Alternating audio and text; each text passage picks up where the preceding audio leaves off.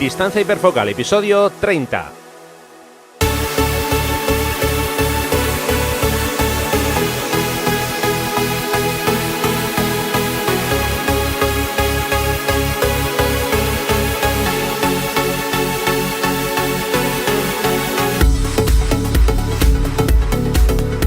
Hola, ¿qué tal? ¿Cómo estáis? Bienvenidos a un nuevo episodio de Distancia Hiperfocal, el podcast de fotografía, de paisaje y viajes. Soy Rafa Irusta, fotógrafo especializado en fotografía de paisaje, y un día más, una semana más, está conmigo Sandra Bayaure, fotógrafa, viajera y responsable del podcast Destinos IFACA. Hola Sandra, ¿qué tal? ¿Cómo estás? Hola Rafa, pues estoy con miedo. Uy, madre, ¿qué pasa? A ver, cuéntame. Porque si hemos sobrevivido un año en fin, a todas las críticas que nos han llovido y a todas las cosas horribles que nos han dicho los oyentes, no sé, igual ya podemos hacer que este podcast dure 20 años. Sí, o 25 o 30. Bueno, veremos a ver cuánto tiempo nos dejan seguir por aquí. Venga, hoy vamos a hablar sobre la curva de aprendizaje en fotografía de paisaje y también, como siempre, vamos a conocer a un nuevo fotógrafo que nos va a traer Sandra un poquito más tarde. Pero antes de empezar, quiero recordaros que tenemos muy cerca el taller en Picos de Europa, los días 5, 6 y 7 de abril. Importante sobre este taller, no requiere de una forma física especial, que no vamos a hacer escalada, vamos, para que me entendáis. Si os apetece acompañarme, podéis consultar toda la información en rafairusta.com/talleres. Repito, rafairusta.com/talleres. Y ya sabéis, taller Picos de Europa, los días 5, 6 y 7 de abril.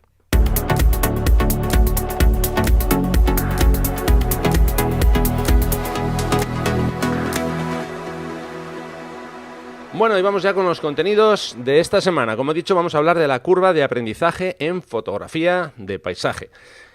Vamos a dar un poco nuestro punto de vista y a contar un poco nuestra experiencia, ¿no? Cómo han sido nuestros inicios y cómo hemos empezado en este mundo de la fotografía, si te parece, Sandra. Sí, fenomenal. Yo creo que podemos dar un punto de vista un poco diferente, sobre todo teniendo en cuenta los perfiles tan un poquito diversos que somos tú y yo, no solo en cuanto al tipo de fotografía que hacemos, sino también en cómo nos dedicamos a ello, ¿no? Porque tú al final pues estás dedicado en cuerpo y alma y yo me dedico a ello pues básicamente cuando puedo. Entonces, bueno, pues yo creo que contando un poquito la experiencia de cómo ha sido el llegar hasta donde hemos llegado hoy, tú en tu super nivel de estrella y yo en el mío de, bueno, aficionada estrella de rock and roll. que hace lo que puede, sí. Pues bueno, y quizá le puede servir a alguien un poco pues para ver la evolución, sentirse identificado o a lo mejor aprender de nuestra experiencia. Eso es, perfecto. Bueno, por supuesto, esto creo que no hace falta ni decirlo, pero por si acaso yo lo voy a comentar, ¿no?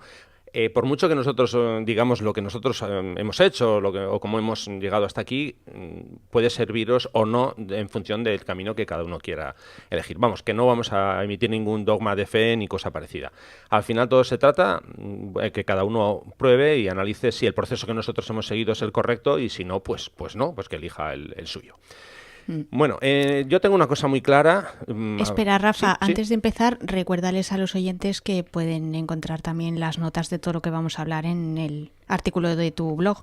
Cierto, rafairusta.com/episodio 30. Ahí podéis consultar todas las notas de lo que vamos a comentar hoy aquí. Venga, ahora sí, ya no te interrumpo más. Eso lo dudo.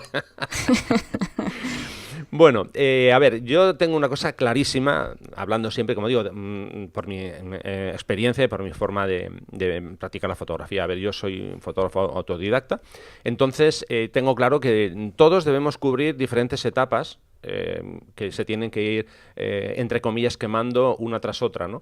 Yo no creo en los atajos. Las fórmulas mágicas de, yo qué sé, en 5 días vas a conseguir unas fotos revolucionarias. Yo eso, es que eso de la fórmula mágica, esto es un poco como las dietas milagro, ¿no? Yo creo que, como digo, que hay que ir quemando etapas, hay que ir equivocándonos a veces, ¿no? En ciertas cosas que hacemos para ir mejorando y llegando a un aumento sustancial en el valor de nuestras fotos, ¿no?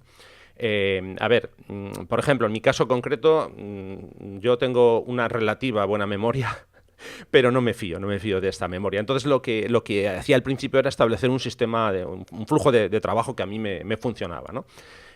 Bueno, y eso todavía lo sigo usando hoy en día, claro. O sea que cuando empiezas sobre todo que a lo mejor no tienes todo el tiempo necesario, como tú comentabas antes, Sandra, para poder salir, claro, no te fíes de, bueno, ya sé que tengo que hacer este paso, el segundo, el tercero, no. Toma nota, cógete una libreta o en el móvil si quieres y bueno, pues en fin, eso manténlo cerca de ti. Digo esto porque, por ejemplo, esto me pasa hoy en día con alumnos, ¿no?, que vienen a los talleres, estamos un fin de semana hablando de filtros, yo les explico todo el proceso de cómo usar los filtros. Y claro, a lo mejor pasa un mes y recibo un correo. Oye, Rafa, ya me puedes perdonar, pero es que hace un mes que estuve contigo, me compré un kit de filtros y es que ya se me ha olvidado todo, porque como no he sacado el kit, todavía ni lo he estrenado y demás. Entonces, claro, ya digo, no te fíes de la memoria, toma notas, es una pequeña libreta o el móvil, insisto, una aplicación de notas cualquiera, y apunta ahí el proceso que debes de seguir. Y yo he puesto el ejemplo de los filtros, pero esto se puede aplicar a los filtros, a cómo, no sé, cómo establecer la exposición en una escena, en fin, todo ese tipo de cosas que no tienes muy claro cómo va, pues bueno, como digo, ponte una lista. Si quieres una checklist de estas que tienes que ir marcando las cosas, a ver, me enciendo la cámara, compruebo el ISO. Ya sé que todo esto parece una tontería porque alguien dirá, hombre, eso se da por hecho que alguien lo va a hacer. Yo pregunto, que levante la mano el que no le ha pasado alguna vez que ha empezado una sesión a ISO 1600 porque la noche anterior había estado haciendo nocturnas o porque había estado jugando con el ISO a ISO 1600 y de repente no se da cuenta y cuando lleva, yo qué sé, 20 fotos, dice, ostras, si el ISO estaba elevado. O si estoy tirando en JPG en vez de estar disparando en formato RAW. Vamos. Anda, que no me ha pasado eso a mí veces. Por eso del ISO. Que a mí también, o sea que ya digo, eso es algo que insisto, puede parecer una tontería, pero yo recomiendo que, sobre todo cuando estáis empezando, que tengáis en cuenta eso, una pequeña lista de cosas que hay que comprobar para que todo funcione. Bueno, y cosas obvias como lo de, es que me han dejado en casa la tarjeta. Eso a mí me resulta un poco complicado de entender, pero hay gente que me consta que le ha pasado, ¿no? O que se ha dejado la batería o el cargador, en fin, ese tipo de cosas. Pero eso, establecer esa rutina y sobre todo, pues eso, llevar una lista, una checklist de eso, de ese tipo de cosas que hay que hacer, sobre todo, insisto, cuando empiezas. Luego ya cuando llevas más tiempo, pues ya coges soltura y ya, pues digamos que lo dominas, ¿no? En el caso de la fotografía de paisaje, evidentemente eso es algo muy, muy, muy útil porque es una fotografía muy metódica, muy pausada.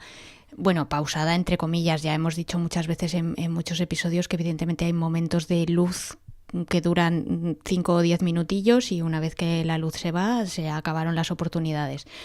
En el caso de la fotografía de viajes, hay una parte que sí que es efectivamente aplicable, quizá la parte del flujo de trabajo un poco de preparación, pero es verdad que a la hora de la toma hay que ser mucho más rápido que en fotografía de paisaje, porque, bueno, sí, es verdad que puedes hacer paisajes de naturaleza y puedes hacer paisajes urbanos, es decir, que esa disciplina entra dentro de la foto de viajes, pero hay otras disciplinas en las cuales, pues por desgracia, no tienes tanto tiempo para pensar.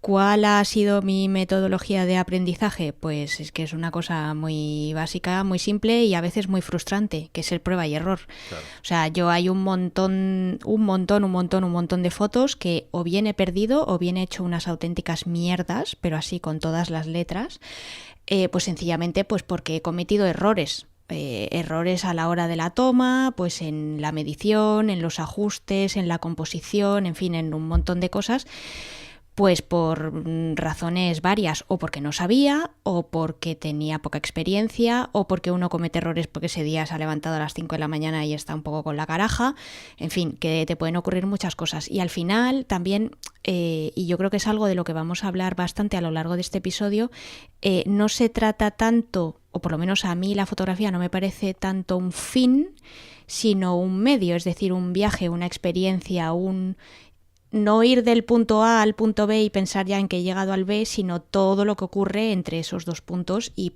por eso para mí la fotografía es tan entretenida, porque siempre me da la impresión de que tengo algo que aprender y que nunca he llegado a aprenderlo ni a dominarlo todo, y además a mí me resulta muy satisfactorio y muy gratificante cuando veo fotos mías antiguas y digo, bueno, es que vaya castañas que hacía, y veo ahora que son, pues eso, que son mejores y que hay cosas en las que con las que yo ya me siento más cómoda y que ya las tengo incorporadas en mi ser y que ya me salen prácticamente pues automáticas, ¿no? Como montar en bici o conducir un coche, y eso ha sido pues precisamente porque previamente me he equivocado 28 millones de veces. Claro. Mira, sobre eso que comentabas, yo creo que hay dos actitudes hay más, pero bueno, yo voy a destacar aquí dos actitudes ante una sesión fotográfica, ¿no? Una es que vayas con la idea de, hoy voy a hacer un fotón que lo van a flipar. Y otra es, voy a ver lo que consigo hoy. Yo creo que ahí está un poco la diferencia, ¿no? Aquí voy a enlazar un poco con las redes sociales, es que yo creo que es inevitable, cuando vas con la idea de voy a hacer un fotón porque en redes sociales esto va a romper con la pana. O directamente es, bueno, salgo hoy, voy a ver lo que saco, porque a lo mejor sales un día y no consigues ninguna foto interesante, pero sí que ya que sales tienes tiempo de poder probar cosas, experimentar, que eso es una parte fundamental del aprendizaje.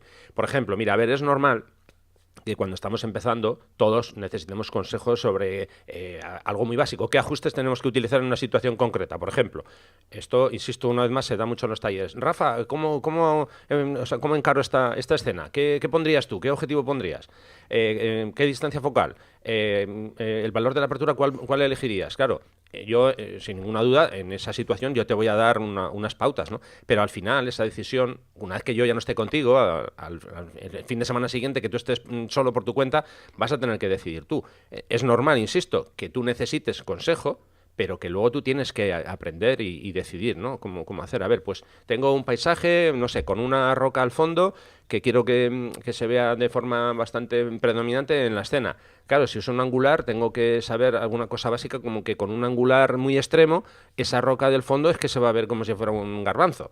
Entonces, ya digo, es normal que al principio necesites ayuda, pero tú poco a poco tienes que probar y tienes que ir investigando cosas para ver el efecto que produce la elección por ejemplo, de un objetivo u otro en tus fotos. Luego, un ejercicio muy sencillo, ¿no? Tú puedes, ya digo, el típico día que no tienes buena luz, porque cuando hay buena luz no es demasiado recomendable experimentar porque te puedes perder fotos, ¿no? Pero ya digo, típico día de luz plana o a una hora que la luz no es la mejor. Insisto, haz pruebas. Por ejemplo, a ver, pues voy a hacer una toma empezando por F4 y voy a ir cerrando hasta F16. Y luego en mi casa tengo tarea que es analizar esas fotos y ver qué efecto produce si yo disparo a F4 o si disparo a F16. Lo que siempre se dice que con F16 vas a tener una profundidad de campo mayor, pero bueno, que lo veas tú, que no sea una cuestión teórica, sino que tú lo veas en tus propias fotos. Que te sirva, como digo, para tarea de aprendizaje. No acaba todo cuando recoges la cámara, la metes en la mochila y cierras. No, vete a casa y ya digo, estudiate esas fotos, que al final es parte de ese aprendizaje, de esa fase que tienes que ir cubriendo. ¿De acuerdo? Yo no sé si a ti te ha pasado. Yo voy a contar un poquito, pues eso, lo que mencionaba al principio cuando empezábamos este episodio, un poco cómo ha sido mi evolución, y yo evidentemente pasé por esa fase de, bueno, primero enterarme de lo que eran los parámetros y lo que era el número FS, que a mí me tenía loca y yo no me enteraba de lo que era, porque yo llevaba viendo enciclopedias de fotografía en mi casa desde que era pequeña, abría la primera página y yo decía, bueno, pero ¿esto qué es? Además es que a mí la física se me da fatal, la odio con todas mis fuerzas, y cuando ya por fin en segundo de BUP me pude librar de ella, dije, liberación. Con lo cual yo todos los temas de óptica y tal como que los llevaba mal. Entonces, bueno, pues al principio yo por lo menos pasé por esa obsesión de los datos EXIF, a ver este fulano cómo ha hecho esta foto con estos parámetros, estos ajustes, los vamos a seguir como si fuera palabra de Dios.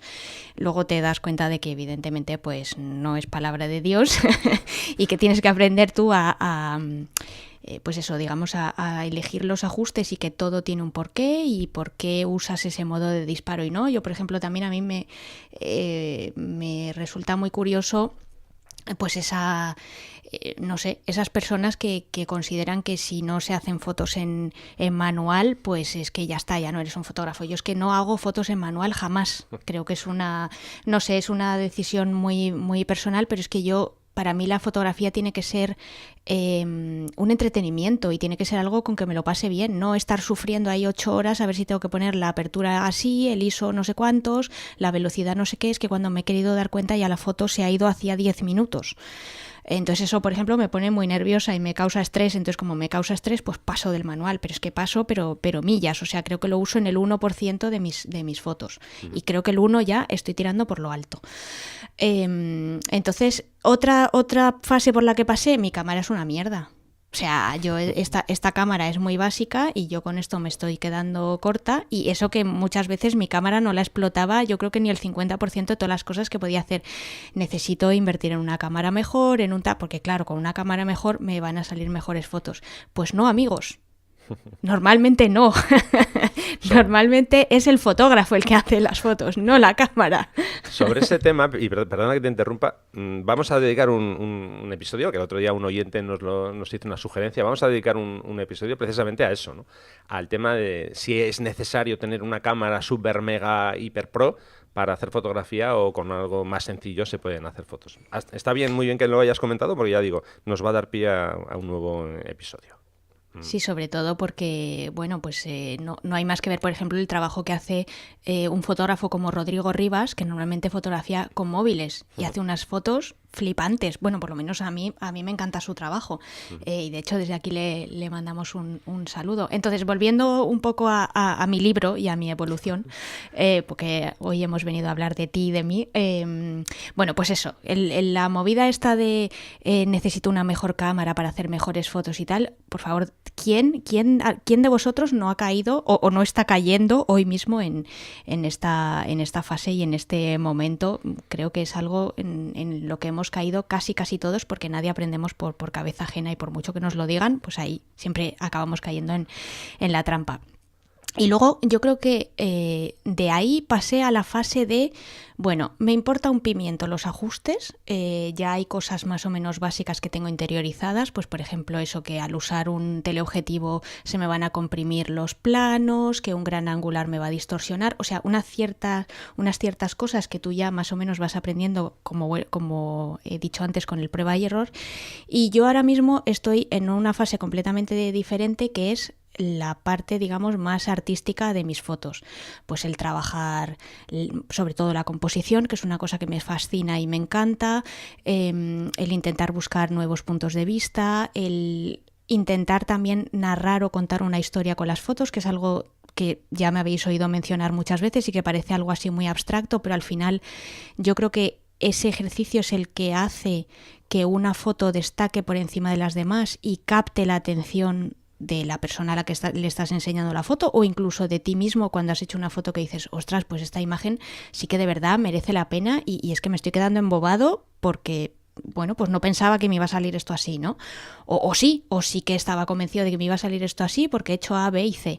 Entonces, ese lado artístico y el intentar un poco plasmar en tus fotos cómo eres tú, qué es lo que te gusta y qué es lo que quieres transmitir, yo creo que ese es el punto en el que estoy ahora, y me temo que eso ya va a ser el punto en el que voy a estar ya de aquí hasta que se me caiga la baba así, sea vieja y vaya con un bastoncito, ¿no?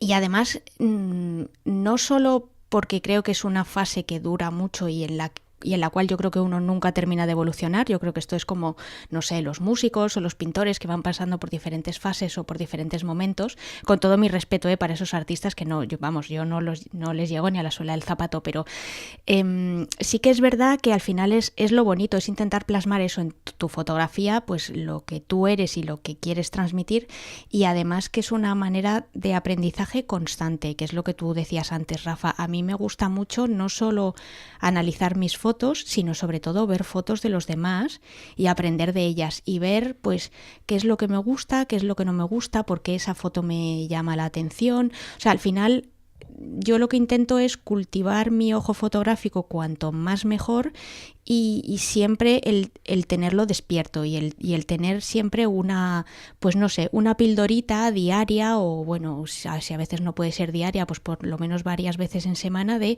unos minutos, 10, 15, no sé, los que pueda, en ver fotos de los demás. Y por ejemplo, el el pequeño trabajo de investigación que hago pues para cada uno de estos episodios también me ayuda muchas veces a retomar el trabajo de fotógrafos que a lo mejor los tengo un poquito olvidados y muchas veces cuando preparo las explicaciones que luego os doy, pues eso también para mí supone un momento de estudio que yo le dedico a formarme como fotógrafa y a intentar evolucionar y hacer fotos que yo considero un poquito mejores.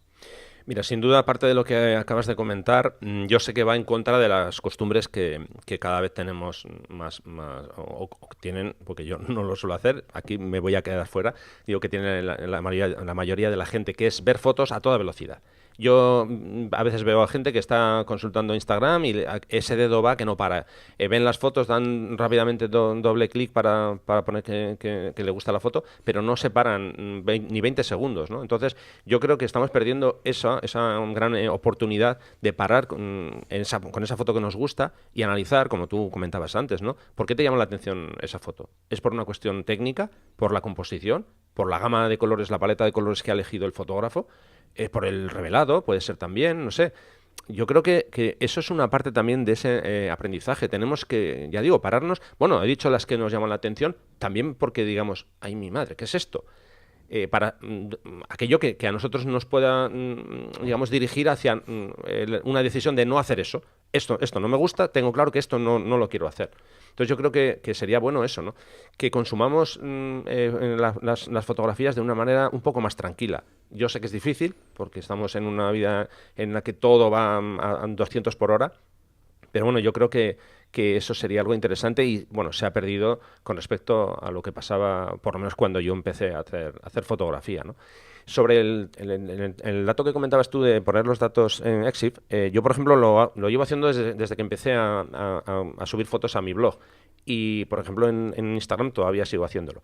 Obviamente yo no lo hago para que eso sea una guía exacta de que la gente diga, tengo que hacerlo con esos valores. No, es una referencia que yo pongo ahí porque a veces alguna foto que a lo mejor igual se me había olvidado poner los datos, alguien me enviaba un mensaje, oye, por favor, ¿cómo has hecho esta foto? ¿Con qué datos? ¿No? Y ya digo, yo lo hago un poco por echar una mano, bueno, a esa gente que le apetece mirar los datos, pero ya digo que no es ningún dogma de fe ni un indicativo que todo tenga que ser hecho con unos valores como esos, sin ninguna duda. Y sobre lo del tema de la cámara que decías, acabo de recordar un artículo que escribí el 30 de enero del año 2007 y el título es Doctor. Pues yo no había nacido en esa época todavía. Yo soy un poco mayor, ya sabes. Sí, abuelito. Os voy a dejar el enlace, es una publicación que está en mi blog. Es nada, muy, muy breve, pero bueno, el título es Doctor, tengo camaritis. Y ahí hablo un poco precisamente de esto que comentabas tú, que es que con la cámara que tengo ya no puedo hacer fotos, se me queda pequeña, etcétera, etcétera, ¿no? Pues hablaremos de ello. Bueno, voy a abordar ahora un tema que yo creo que esto es un paso que hemos llevado todos en la fotografía y no solo de paisajes, que es el tema de copiar como método de aprendizaje. Y yo defiendo este método. Al final, bueno, es una manera de aprender copiando escenas que hemos visto, encuadres y demás. Lo que pasa es que yo creo que esto es como cuando vas andando en bicicleta con las típicas ruedas de apoyo y ya llega un momento que ya sabes andar en bici, quitar las ruedas y puedes andar tú solo. Bueno, pues esto es igual, ¿no? Puedes empezar copiando. Yo creo que es algo, ya te digo, no sé, muy habitual y algo interesante, pero llegará un momento en que tú quieras hacer cosas por tu cuenta y quieras tomar decisiones por tu cuenta. A lo mejor esa composición que has copiado 1, 2, 3, 5 veces, dices, bueno, yo quiero hacer ahora algo diferente y quiero darle mi punto de vista personal. Entonces, yo creo que, insisto, que para empezar es algo que está bien y yo creo que, no sé si todos lo hemos hecho, yo desde luego sí, y luego ya cada uno vuela solo. Así es por lo menos como lo veo yo, ¿no? Empieza copiando, pero luego ya desarrolla esa capacidad creativa que tienes, sin ninguna duda. Claro, al final tienes que partir de una base, es decir, que si tú estás empezando a hacer algo y más en el caso, por ejemplo, de la fotografía, desde el punto de vista aficionado, que creo que es el caso de la mayoría de los oyentes, al final necesitas unos ejercicios de práctica para llevar a cabo ese aprendizaje, y como no te vas a inventar tú a menos que seas una persona realmente con muchísimo talento y que tenga una visión, un yo interior artístico muy, muy desarrollado y tenga una capacidad, pues eso, innata, brutal, que también se puede dar. Pero en general la mayoría de los mortales no la tenemos, y entonces pues lo que está muy bien es precisamente ayudarnos y utilizar lo que gente que sabe más que nosotros y que hace fotos más avanzadas que las que podemos hacer nosotros en un punto dado de nuestra fotografía, pues intentar emularlas, intentar replicarlas y hacer lo mismo, precisamente para ver cuál ha sido el proceso que ha seguido ese fotógrafo y llegar nosotros a ese mismo punto, y a partir de ahí pues ya empezar, digamos, la parte más personal, o decir, bueno, pues qué pasa si en vez de, no lo sé, usar este punto de vista, pues uso otro completamente diferente, o qué pasa si aquí en vez de usar una combinación de un filtro degradado neutro de 3 pasos y uno inverso, pues de repente uso el polarizador y un filtro de densidad neutra de 10 pasos. Yo qué sé, me lo estoy inventando. Al final, si no tienes nada con lo que empezar, pues lo único que vas a hacer es dar vueltas sobre ti mismo y vas a empezar a hacer ahí un poco cosas a lo loco, que a veces también funciona, pero que yo creo que no tenemos que tener miedo a copiar. O sea, yo he sido la primera que lo he hecho y de hecho lo sigo haciendo. Lo sigo haciendo con cosas que no sé y que no domino y que no tengo ni idea de cómo se hacen. Y no me avergüenzo para nada de eso, porque precisamente, primero, es un ejercicio. Segundo, esas fotos no las vendo. O sea, es que no pretendo que vayan a estar colgadas en la galería de arte de, no sé, de Nueva York. Es que no pretendo eso. O sea, precisamente lo que quiero es aprender con ello. Y como al final, y esto es algo que también he dicho ya en otros episodios y vuelvo a repetir aquí, yo las fotos fundamentalmente las hago para mí. No las hago, o sea, si luego alguien las ve y les gusta, o en un momento dado me sirven para ilustrar algo, pues las enseño y genial, o las cuelgo para compartirlas, pues por si a alguien le pueden servir, porque normalmente las fotos que cuelgo están libres de derechos y no las vendo. Pero dicho esto, o sea, las fotos las hago para mí, las hago porque me entretiene. Entonces, si copio, no pasa nada, porque no creo que la persona a la que he copiado me vaya a venir a dar con un palo en la cabeza porque, yo qué sé, he ingresado 10.000 euros gracias a mi copia de esa foto. Es que no va a ser el caso. Entonces no hay que tener miedo a copiar y no pasa nada. Y insisto, y seguid haciéndolo. Porque vuelvo, o sea, no en un momento dado copiaréis para aprender la regla de los tercios en composición, y en otro momento dado pues copiaréis porque no sabéis usar los filtros y necesitáis también un apoyo para, no sé. Claro, lo que es importante es que no sea siempre copia. Quiero decir, no os acomodéis, tenéis que avanzar. Porque estamos hablando de una curva de aprendizaje que vamos de menos a más. Bueno, eso es la teoría, ¿no? Entonces, ya digo, no siempre copiéis, sino que, bueno, es un consejo, podéis empezar así, pero luego, ya digo, que seáis vosotros los que toméis esas decisiones más creativas, que digas, bueno, vale, esta foto ya la tengo, pero voy a intentar cosas nuevas, ¿no? Tú lo acabas de comentar, el tema de hacer pruebas y hacer experimentos, eso es algo genial. ¿Que no van a funcionar el 90%? Ya, y si funcionan un 10, o un 5, o un 3, imagínate que haces el gran descubrimiento en esas pruebas, ¿no? ¿Por qué no? Claro, si te mantienes estático, y dices, vengo aquí, sé cómo tengo que colocar el trípode, pongo el trípode, hago la foto y ya está. Por cierto, ahora que hablo de esto, ¿no?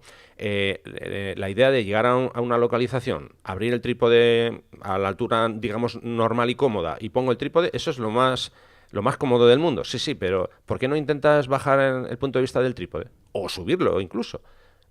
No sé, juega un poco con eso, experimenta. ¿Qué efecto produce el bajar el trípode, por ejemplo, a ras de suelo? A lo mejor te sorprendes. Claro, si no lo pruebas, no vas a ver esa diferencia, ¿no? Ya digo, esa yo creo que es una parte muy, muy interesante, la de experimentar, probar y no quedarte quieto en llegar a decir, bueno, si es que el encuadre de esta localización es este, bueno, prueba otras cosas. O incluso, no sé, gírate en 180 grados, igual resulta que a tu espalda hay otra foto que no has visto, ¿no? Y la tienes ahí, ¿no? Ya digo, sobre todo, como antes os comentaba, esos días en los que el alumno está con nosotros y tenemos tiempo ya que estamos ahí, bueno, pues saca la cámara y juega, experimenta. Insisto, que esta parte luego tiene digamos, un tiempo que hay que dedicar en tu casa, a que analices esas pruebas. Claro, porque si haces las fotos y luego no las miras, pues entonces, nada, digamos que nos quedamos igual, ¿no? O sea que, en fin, para mí, la parte de la autorrevisión, ya que estamos hablando de esto, de las fotos, o sea, las fotos que hacemos, creo que es una forma muy, muy directa de ayudarnos a dar un paso más, a evolucionar. Pero, insisto, tienes que hacerlo después. Yo, por ejemplo, alguna vez seguro que me habéis escuchado decir que yo revelo mis fotos bastante tiempo después de que vengo, por ejemplo, de un viaje o de una sesión, ¿no? Y va a ver, ya creo que ya os lo he dicho, pero si no es así, lo digo ahora. A ver, yo lo hago porque intento ser lo más frío posible con esas imágenes. Claro, si yo reviso las fotos a los 10 minutos o una hora después de hacer la sesión, pues puede que todavía tenga unos ciertos hilos, unas ataduras sentimentales con esas fotos. Yo prefiero olvidarme. Ahora mismo, por ejemplo, ya sabéis que estuve en Escocia en septiembre. Todavía no he terminado de revelar esas fotos. Y bueno, ahora mismo creo que la última vez que abrí la sesión de Escocia, pues creo que fue en diciembre, una cosa así. Bueno, es que no tengo ninguna prisa. Prefiero, insisto, dejar todos esos lazos fuera y bueno, afrontar el revelado de una manera mucho más fría. Así es como lo hago yo, que no digo que haya que hacerlo, pero bueno. Entonces, yo insisto, prefiero separarme de esas fotos. A ver, hay otra opción, si no te encuentras muy cómodo o no estás muy seguro con esa autorrevisión, que sería buscar una ayuda profesional, ¿no? Que alguien revise tu portfolio. Esto, cuidado con ello, porque hay gente que no lo lleva bien, que alguien comente sus fotos. No sé, yo por ejemplo, a ver, si alguien quiere mi punto de vista para analizar su portfolio de forma más profesional, bueno, yo ofrezco un servicio como asesor fotográfico. Podemos hacer una sesión a través de Skype. Podéis contactar conmigo, hablamos, yo os paso un presupuesto y ya está, ¿no? Y seguimos avanzando. Pero ojo, es que esto ya me ha pasado algunas veces.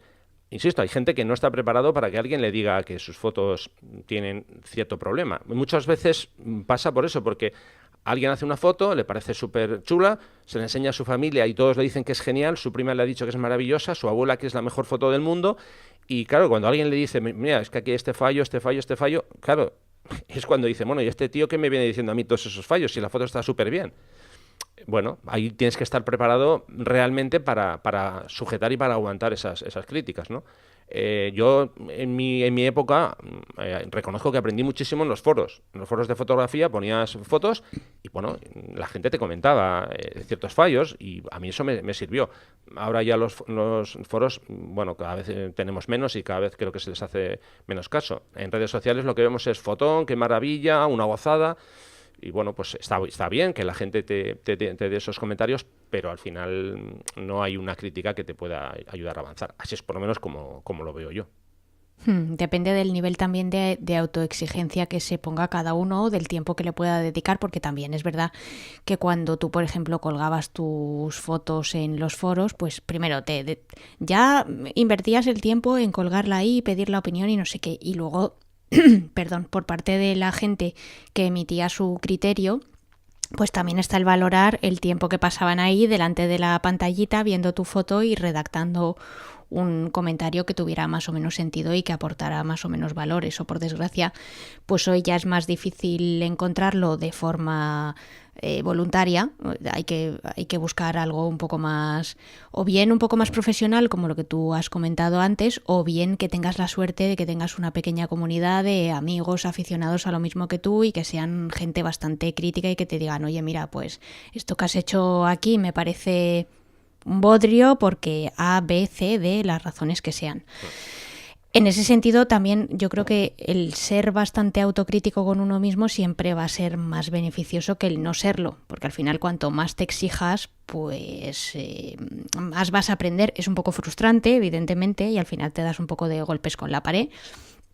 Pero bueno, también depende hasta dónde quieras llevar tu fotografía y hasta dónde quieras aprender. Ojo, que tampoco estamos diciendo aquí que la fotografía tiene que ser una cosa en la que, yo qué sé, os dediquéis en cuerpo y alma y todo vuestro tiempo libre y para convertiros ahora en un fotógrafo que vaya a ganar el World Press Photo o un Pulitzer o un Travel Photographer of the Year. O sea, que ese no es, yo creo que el objetivo de este episodio. Lo único que estamos dando aquí yo creo que son algunas ideas de, bueno, pues cosas que hemos ido haciendo nosotros y cómo nos ha ido funcionando o no, porque ojo, también es lo que decías tú antes, hay cosas que funcionan, que no funcionan, hay fotos que ves y que aborreces.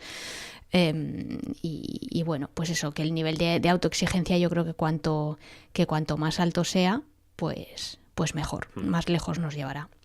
Sí, bueno, yo por finalizar ya voy a dar un consejo así un poco más genérico, ¿no? Cuidado con las crisis fotográficas de alguien que dices que ya mis fotos no gustan, es que no tiene reconocimiento en redes sociales. Tú, Sandra, lo comentabas antes, tú haces las fotos para ti. Yo creo que ese es el secreto. Si haces fotos y no te diviertes y no las haces pensando principalmente en ti, pues creo que es un hobby que te va a durar poco, porque al final vas a acabar, pues eso, con mala leche, porque vas a hacer una foto, la vas a subir, tú vas a querer más de lo que a lo mejor la comunidad te da, y entonces eso que al final desemboca en que dejas la cámara en casa porque te da pereza y ya no haces fotos, ¿no? Yo creo que el secreto está en que lo paséis bien con la cámara, que estas fases que nosotros hemos comentado son un poco las que nosotros hemos vivido. Habría más que contar, pero sería mucho más largo y tampoco creo que sea necesario, ¿no? Ya digo, pasadlo bien con las fotos y eso, lo de las crisis fotográficas, por supuesto que no sean porque es que mi cámara no puede hacer no sé qué cosa. A ver, sí que es cierto, claro, si quieres hacer, no sé, te voy a decir yo, fotografía de fauna a un animal que está a no sé cuántos metros, pues hombre, si solo tienes un 16-35 no lo vas a poder hacer. Bueno, pues haz otro tipo de fotos, o sea, que no eso no sirva digamos, para que tú te quedes en casa sin sacar la cámara. Al final tenemos que aprovechar al máximo el equipo que tenemos. Y eso, lo de las crisis, dejarlas un poquito de lado. Un último apunte con respecto a lo de las crisis y el reconocimiento por parte de otros fotógrafos. Yo creo que, o por lo menos yo intento usar precisamente esa comunidad para que me faciliten o que me den el nombre de fotógrafos a los que yo pueda seguir o que puedan resultar interesantes para aprender, porque al final eso es un trabajo bastante que lleva bastante tiempo y que es bastante difícil y que no surge así como de la nada, y yo por lo menos lo intento aprovechar así. Correcto, yo creo que es un buen consejo para finalizar este apartado. Seguimos, venga.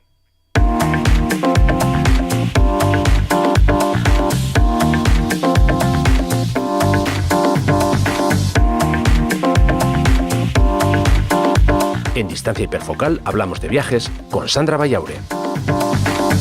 Venga, Sandra, a ver qué nos cuentas hoy, a ver a qué fotógrafo nos traes. Todo tuyo. Bueno, pues hoy os traigo un fotógrafo que estoy convencida de que muchos de vosotros conocéis. Se llama Trey Ratcliffe y bueno, pues hoy lo he traído porque es un fotógrafo que a mí por lo menos me parece sorprendente, no solo por su historia, sino por la forma de entender la fotografía que tiene. Y pues para empezar os cuento una cosa bastante anecdótica, y es que Trey nació tuerto, solo ve por un ojo y es su ojo izquierdo, con el derecho no ve absolutamente nada. Eso yo creo que ya es una característica bastante sorprendente para una persona que se dedica a la fotografía. Por contaros un poquito más de su biografía, pues ha pasado la mayor parte de su vida en Texas, en Estados Unidos, pero en 2012 decide trasladarse junto a su familia a Queenstown, que es una ciudad que está en Nueva Zelanda, en la parte sur de la isla sur. Y es ingeniero informático y no empezó a interesarse por la fotografía pues hasta que ya estaba bien entradito en los 30, que fue cuando se compró su primera cámara digital. Trey empieza a ser conocido porque empieza a obsesionarse realmente por lo que es la fotografía, lo que son los HDRs, ¿no? La fotografía de alto rango dinámico.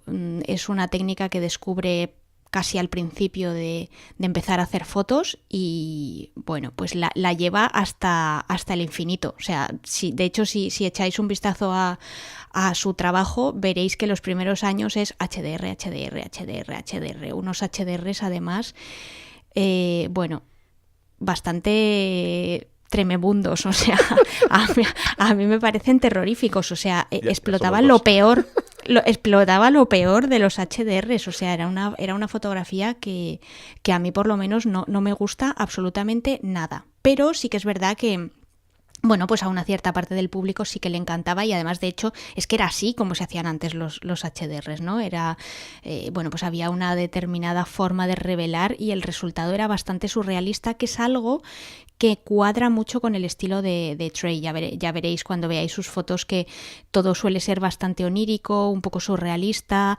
le gusta crear atmósferas que se alejan bastante de la realidad, o sea que realmente eso era algo que encajaba bastante con su forma de fotografiar. La popularidad o digamos el reconocimiento le viene sobre todo porque era una persona muy constante, no solo a la hora de fotografiar, sino que también pues estaba permanentemente compartiendo fotos en su blog y luego posteriormente pues en redes sociales, ¿no? Además es algo que hoy en día pues lo sigue haciendo, todos los días cuelga una foto en su blog y también en redes sociales, en fin, que es una persona que está muy presente y que además le gusta mucho compartir, o sea, compartir en el sentido de ayudar, no en el sentido de mostrar y de un poco presumir, ¿no? Bueno, pues ya os imagináis que primero empezó haciendo fotos en Estados Unidos, pero enseguida es una persona que empezó a viajar y a hacer ese tipo de fotos, primero, ya os digo, un poco surrealistas en Estados Unidos y luego durante sus viajes, ¿no? Y además empezó a viajar a un montón de sitios y a un montón de países y de forma, ya os digo, muy, muy obsesiva. ¿Qué pasa? Que al final, pues cuando fotografías de una manera muy particular y encima lo haces en muchos sitios del mundo, pues terminas llamando mucho la atención, ¿no? A partir de ahí su carrera explotó y bueno, pues para que os hagáis una idea un poco de hasta dónde llega su alcance y la cantidad de cosas que ha llegado a hacer, pues no se limitan únicamente a su blog y a su galería de imágenes a través de las cuales pues evidentemente obtiene unos ciertos ingresos, sino que ha tenido todo tipo de apariciones públicas en radio, en televisión, ha dado miles de charlas, en fin, es una persona que ha compartido mucho su experiencia y su trayectoria. Llegó a fundar su propia academia de formación que se llama The Arcanum, que os voy a dejar también ahí el enlace. Desarrolló una colaboración con una marca de material fotográfico que se llama Peak Design, que me encanta, y juntos desarrollaron una bolsa fotográfica. También se unió con una empresa que antes se llamaba McFan y que ahora se llama Skylum, y juntos desarrollaron una herramienta que se llama Aurora HDR, en fin. Como veréis, los tentáculos de Trey son muy, muy, muy potentes y muchísimos, y llegan muy lejos. Y bueno, pues es una persona que no ha dejado nunca de profesarle amor por la fotografía y al mismo tiempo hacer de ella su negocio, ¿no? Una de las razones por las que Trey ha destacado, pues es por sus reportajes sobre todo del Burning Man, que es un evento que se desarrolla anualmente en un lugar que se llama Black Rock Desert, que está en Nevada, en Estados Unidos. Es un evento bastante particular. De hecho, cuando le echéis un vistazo a sus fotos, pues ya veréis un poquito de qué va la historia, porque luego si investigáis ya veréis que, en fin, pues ya os digo, es un evento muy, muy particular. Luego además ha organizado quedadas multitudinarias en todas partes del mundo, en fin. Yo es una persona a la que llevo siguiendo muchos años, ya no recuerdo cuántos, eso a pesar de que os digo que en general sus fotografías, sobre todo las primeras, no me gustaban absolutamente nada, y de hecho sigo teniendo sentimientos encontrados con respecto a su fotografía. A veces veo fotos de él que me encantan y otras hay veces que digo, madre mía, pero ¿cómo has podido hacer esto? ¿En qué momento se te ocurrió? Es una persona muy original que tiene un estilo propio muy característico de él, es decir, que yo cuando veo una foto ya sé que es de él. Y eso es algo que me gusta y es algo a lo que me gustaría aspirar. Por eso para mí es una fuente de inspiración, no solo ya desde el punto de vista de, pues eso, de los viajes y a dónde va y qué hace y todos los proyectos y todos los líos en los que está metido, sino en eso, ¿no? En intentar entender cómo ha conseguido convertirse en un artista, o sea, de ser ingeniero informático a artista fotógrafo. Es una transformación que me parece fascinante y por eso es un fotógrafo que os recomiendo que por lo menos le echéis un vistazo, aunque solo sean un cuarto de hora. No os digo 5 minutos porque en 5 minutos me parece muy poco, pero que le echéis un vistazo y que reflexionéis un poco sobre todo lo que hemos estado hablando a lo largo del episodio de hoy, porque creo que Trey es un muy buen ejemplo de cómo podéis utilizar su fotografía y su trabajo para aprender vosotros también y para ver hasta dónde queréis llegar con vuestra fotografía. Con vuestra fotografía, que me atasco. Bueno, pues nada, perfecto. Vamos a dejar todas las notas, mejor dicho, todos los enlaces en las notas del programa. Y nada, ya tenéis tarea para echar un vistazo a todas ellas. ¿De acuerdo? Muchas gracias, Sandra, por cierto, por la elección. Nada. A ti.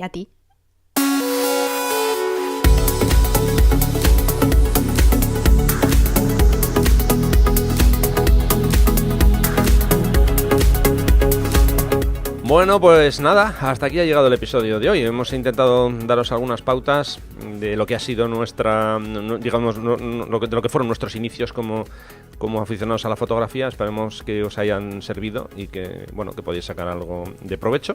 Y ya llega la hora de la despedida, Sandra.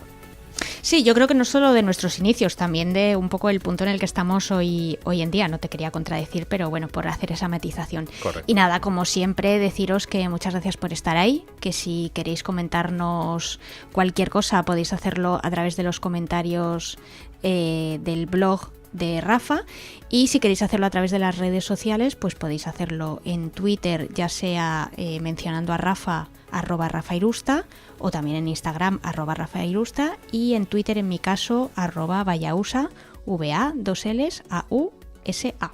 Eso es, bueno, y ya sabéis que cualquier comentario que queráis hacer o cualquier sugerencia de un posible tema que queráis que abordemos, pues vamos a estar encantados de hacerlo.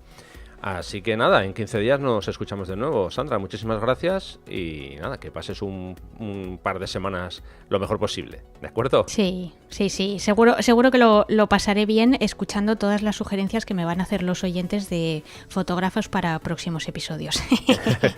Claro que sí. Venga, Sandra, nos escuchamos en 15 días. Venga, un abrazo, Rafa. Bueno, nada, y a vosotros un último recordatorio antes de despedirme. Ya sabéis, taller Picos de Europa los días 5, 6 y 7 de abril. Importante, como antes os comentaba, que no requiere una forma física especial, no os dejéis asustar porque lo vamos a hacer en Picos de Europa, no vamos a hacer escalada, tranquilos. Y como digo, si os apetece acompañarme tenéis más información en rafairusta.com/talleres. Muchísimas gracias y hasta el próximo episodio de Distancia Hiperfocal. Un placer, como siempre.